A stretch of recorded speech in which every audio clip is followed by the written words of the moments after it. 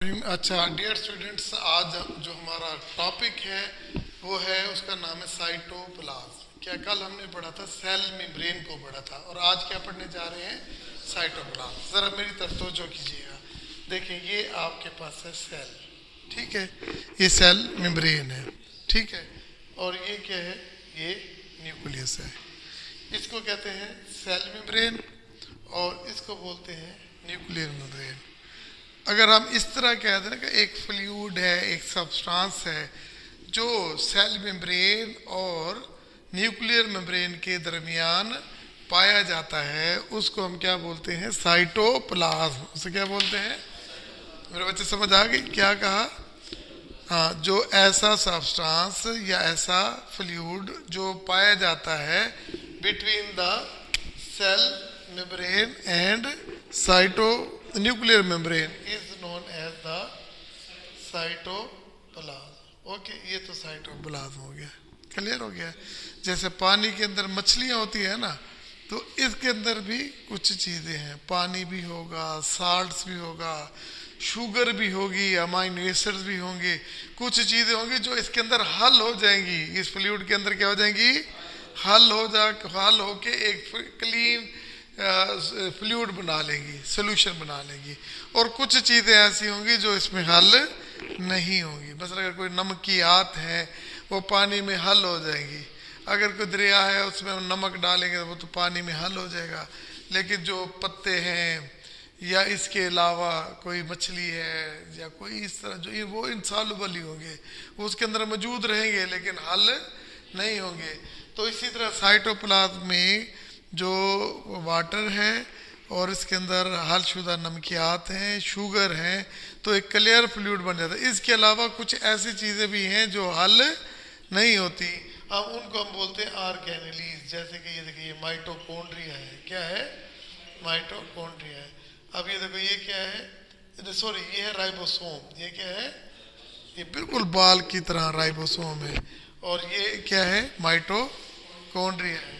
अब इस तरह ये एक तरह फोल्डिंग वाली लेयर होती है, इसे कहते हैं गाल्जी बॉडी। क्या कहते हैं? गाल्जी बॉडी। अब ये डबल में गाल्जी। और इस तरह के एक ऐसे एक जंगल जैसे छतरी के अंदर नहीं होती, ताड़ें होती हैं, जाल होता है, रेटिक्यूलर होता है, इसे कहते हैं एंडोप्लाज्मिक रेटिक्यूलम। तो ये सारी चीज़ें क्या हैं? इनसॉल्युबल हैं, ये हल नहीं होती। इन्हें हम ऑर्गेनेलीज कहते हैं। क्या कहते हैं? और ये ऑर्गेनेलीज किस जगह मौजूद है? साइटोप्लाज्म के अंदर, साइटोप्लाज्म के अंदर। क्लियर है?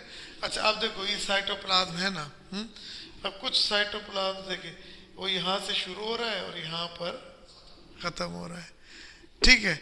अब साइटोप्लाज्म के दो जोन होते हैं। कहते हैं ना, जैसे आप दरिया में जा रहे होते हैं, नहर में, तो किनारे उसके गहरे नहीं होते, लेकिन जैसे जैसे आगे जाते रहते हैं वो गहरे होते रहते, ठीक है ना। तो वो फिर लोग कहते हैं उस जोन में आपने नहीं जाना, उस जोन में आपने नहीं जाना। तो साइटोप्लाज्म के भी दो जोन होते हैं। कितने जोन होते हैं? दो जोन।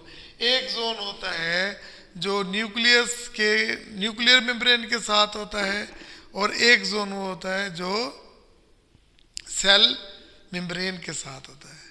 होते कंटिन्यूस है कंटिन्यूस है। लेकिन जो ये वाला जोन है ना, तो जो जो यहाँ पे जो साइटोप्लाज्म पाया जाएगा, और ये वाला जोन है जहाँ यहाँ साइटोप्लाज्म पाया जाएगा, दरमियान में भी पाया जाता है। तो उस जो जोन साइटोप्लाज्म का न्यूक्लियस के करीब होगा उसको हम बोलते हैं एंडोप्लाज्म। से क्या बोलते हैं? एंडोप्लाज्म। और जो सेल मेम्ब्रेन के साथ होता है उसको क्या बोलते हैं? एक्टोप्लाज्म। एक्टो मीन बाहर वाला, एक्टोप्लाज्म। समझ आ गई ना? देखिए कितने जोन है? दो जोन, एक्टोप्लाज्म और एंडोप्लाज्म। अब देखिए एक्टोप्लाज्म और एंडोप्लाज्म। अब एक्टोप्लाज्म क्या, कौन सा जोन है साइटोप्लाज्म का? जो सेल मेम्ब्रेन के साथ है, near the surface, near the cell membrane. और जो न्यूक्लियर मेम्ब्रेन के साथ है उसे क्या कहते हैं? एंडोप्लाज्म। क्लियर हो गया? एंडोप्लाज्म थिक होता है और एक्टोप्लाज्म कहते हैं थिन होता है। क्लियर हो गया ना? तो अब हमने कुछ टर्मिनोलॉजीज पढ़नी है कुछ। अच्छा, अब देखिए मैंने क्या कहा था। देखिए, आपके पास एक, देखिए ये एक गिलास है, इसके अंदर एक वाटर पड़ा हुआ है, फ्लूइड पड़ा हुआ है, ठीक है ना, है ठीक है ना। तो ये भी तो ऐसे फ्लूइड है। अब मैंने इसके अंदर क्या डाला, एक बर्तन में नमकियात है और साथ में रेत है, इसके अंदर डाल दी, तो नमक तो इसके अंदर क्या हो जाएंगे, हल हो जाएंगे, और हल होकर वो एक क्लियर सोल्यूशन बना देंगे, और जो बाकी होंगे वो नीचे वो इन से बैठ जाएंगे, इनसॉल्युबल होंगे। इसी तरह इसके अंदर भी दो चीजें होती हैं, ठीक है। एक होता है हल शुदा हिस्सा, एक क्या होता है, हाँ, उसे बोलते हैं साइटोसोल। अब देखो सोल से क्या मतलब, सोल्यूशन है। जो क्लियर फ्लूइड होगा, जो क्लियर फ्लूइड होगा, हम उसे क्या बोलेंगे, साइटोसोल, साइटोसोल, ठीक है। साइटोप्लाज्म के अंदर जो क्लियर पोर्शन होगा ना, देखिए आपके पास ये दीवार है, अब बिल्कुल प्लेन है, तो ये दो ट्यूब तो लगी हुई है, क्लियर हो गया ना। इसी तरह ये साइटोप्लाज्म है, तो इसका एक हिस्सा क्या जो क्लियर होगा वो क्या कहलाएगा, साइटोसोल। तो साइटोसोल का कहेंगे तो वो कहेंगे, तो आपने कहना द फ्लूइड है, the fluid around the organelles, organelles के इर्द गिर्द जो फ्लूइड होता है ना, उसको हम क्या बोलते हैं, उसे ऑर्गेनेलीज के इर्द गिर्द जो फ्लूइड होता है ना, है उस फ्लूइड को, उसके अंदर हल हुई होती है क्या, शुगर, हाँ शुगर हल हो जाती है, साल्ट हल होते हैं, और इसके अंदर अमाइनो एसिड जो ये है, तो उनको हम क्या कहते हैं, साइटोसोल, साइटोसोल। अच्छा, और जो इनसॉल्युबल पोर्शन है वो क्या कहलाएगा, ऑर्गेनेलीज, क्या कहलाएगा, ऑर्गेन। इसका मतलब है साइटोप्लाज्म के अंदर दो कौन सी चीज होती है, साइटोसोल भी होता है प्लस ऑर्गेनेलीज होते हैं, क्लियर हो गया। अच्छा, फिर उसके बाद क्या होता है, न्यूक्लियस, उसके बाद क्या होता है, न्यूक्लियस। तो अब देखो, अगर सेल में क्या होगा, तीन चीज होंगी, सेल मेम्ब्रेन होगा, साइटोप्लाज्म होगा, और प्लस न्यूक्लियस होगा, ठीक है। और साइटोप्लाज्म में कौन सी दो चीजें होंगी, साइटोसोल प्लस ऑर्गेनेलीज। अभी समझ आ गई ना। देखिए जो सेल होगा ना, टोटल सेल, उसमें क्या होगा, cell membrane plus cytoplasm plus क्या, न्यूक्लियस, ओके।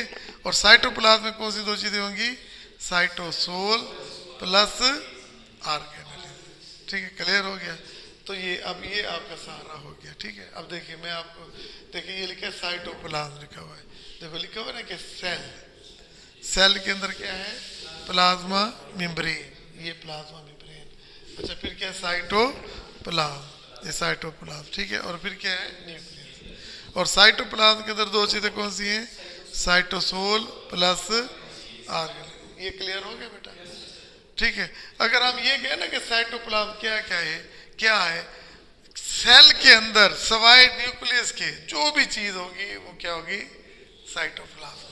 देखिए हम न्यूक्लियस को निकाल दें तो यही बचता है ना, साइटोसोल और ऑर्गेनेलीज बचते हैं, और वो क्या कहलाते हैं, साइटोप्लाज्म। तो हमने इसके लिए देखिए कहते हैं एवरीथिंग, देखो साइटोसोल प्लस ऑर्गेनेलीज है सस्पेंडेड विद इन, वो जो सारी चीजें, साल्ट था, शुगर था, अमाइनो एसिड था, ठीक है ना। अच्छा, everything, everything except nucleus. MCQ आ जाता है ना कि जो साइटोप्लाज्म में क्या होता है, क्या क्या होता है, वाटर, ठीक है, ऑर्गेनेलीज, साल्ट, शुगर, ठीक है ना, ठीक है, plus A and B, plus तीसरा ऑप्शन न्यूक्लियस, और आखिरी ये आल। तो हम कहेंगे A and B, A and B. और सेल में कितनी चीजें होती है, वो तीनों चीजें, सेल में ब्रेन, साइटोप्लाज्म प्लस न्यूक्लियस। और साइटोप्लाज्म में क्या होता है, साइटोसोल और ऑर्गेनेलीज। साइटोसोल क्या होता है, क्लियर फ्लूइड होता है, क्या होता है, अराउंड द ऑर्गेनेलीज, ठीक है। ऑर्गेनेलीज क्या होते हैं, वो इनसॉल्युबल पोर्शन होता है, क्या होता है, इनसॉल्युबल पोर्शन। क्लियर हो गया बेटा। हमने साइटोप्लाज्म की बड़ी आसान डेफिनेशन की थी, the substance, the fluid which is present between the cell membrane and nuclear membrane is known as cytoplasm. यही कहा था ना। तो हम इसे जरा रीड कर लेते हैं, इसने थोड़ा सा मुश्किल लिखा है बुक में, कहते हैं इट इज ए पार्ट, देखिए it is a part which surrounds cover the cell which nucleus. अब देखो न्यूक्लियस को कवर कर रहा है ना, है it lies near to the cell. अब देखो ना वही कह रहा है, बात तो वही होगी ना, कहता है the substance which cover the nucleus and lie near the cell membrane या प्लाज्मा मेम्ब्रेन। तो मैंने क्या कहा था, substance fluid which is present between the cell membrane and nuclear membrane. याद हो गया बेटा? और हमने कहा था साइटोप्लाज्म के कितने जोन होते हैं? दो, एक एक्टोप्लाज्म और दूसरा एंडोप्लाज्म। एक्टोप्लाज्म क्या होता है? Which is near to the cell membrane. तो ये मैंने आपको ये बताया था सेल मेम्ब्रेन के, नहीं एक्टोप्लाज्म, ठीक है। और क्या होता है? Endoplasm which is near to the nucleus, ठीक है। अब देखिए साइटोसोल, तो मैंने क्या कहा था, clear fluid around the organelle, ठीक है। इसके अंदर क्या क्या सब्सटेंस होता है? देखिए it is a clear fluid, it is a clear. देखिए आपके पास एक बीकर है, इसमें पानी है, इसमें आप इंक डाल दें तो वो यूनिफॉर्मली हल हो जाएगा, तो सोल्यूशन तो क्लियर होगा ना। लेकिन मट्टी कंकड़ियां डाल दें तो फिर क्लियर नहीं होगा। The clear portion of the cytoplasm is known as the cytosol, ठीक है ना। और ये fluid where all organelles are present, और इसके अंदर क्या है? देखो ऑर्गेनेलीज प्रेजेंट है, ठीक है। Classification of clarification of some terms, कुछ टर्म्स हैं। देखिए साइटोसोल हमने कहा था फ्लूइड अराउंड द ऑर्गेनेलीज, ठीक है। उस फ्लूइड में क्या होगा? हल हुई हुई चीजें होंगी, साल्ट, शुगर, अमाइनो एसिड, ठीक है ना। अच्छा फिर कहता है एंड अराउंड द ऑर्गेनेलीज। अब इसकी हमने समरी लिखी है, इसकी हमने समरी लिखी है। समरी में हमने बताया साइटोप्लाज्म, हमने कहा कि cytosol plus organelles, okay, suspended with उसके अंदर। फिर एवरीथिंग, ये खुलासा एक ही लफ्ज में कह दिया, everything except the nucleus is known as. अगर आपके पास एमसीक्यूज आ जाए, everything except the nucleus A is का ए न्यूक्लियस, बी राइबोसोम, तीसरा क्या है? गाल्जी बॉडी, ठीक है। तो हम क्या कहेंगे? Nucleus is known as cytoplasm, ठीक है।